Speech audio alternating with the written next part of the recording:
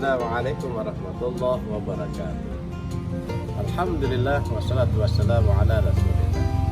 Sahabatku fillah, ketemu lagi dengan saya Ustaz Aceh 651. Dalam hal ini kita ingin bercerita tentang masalah kebaikan-kebaikan yang selalu disampaikan oleh baginda kita Nabi Muhammad sallallahu alaihi wasallam.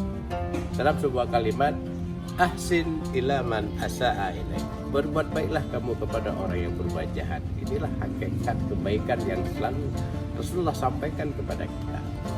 Jadi oleh karenanya, coba kita lihat Rasulullah dalam apa yang tidak dialami oleh baginda kita.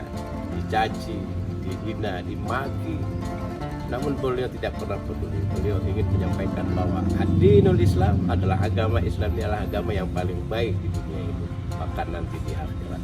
Maka kita yang sudah merasa dirinya berada dalam agama ad-dinul Islam, mari kita tebarkan kebaikan kepada siapapun, pada siapapun dan apapun bentuknya. Senyum, kata-kata, bahkan sebahagian harta yang kita infakkan adalah merupakan satu kewajiban yang telah disampaikan oleh baginda kita Nabi Muhammad SAW.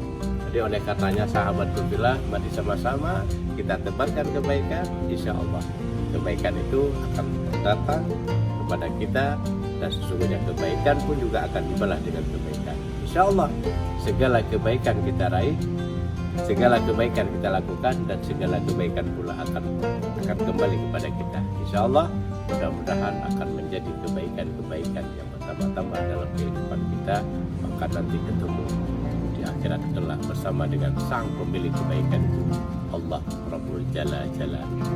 Demikian, mohon maaf. Wassalamualaikum warahmatullahi wabarakatuh.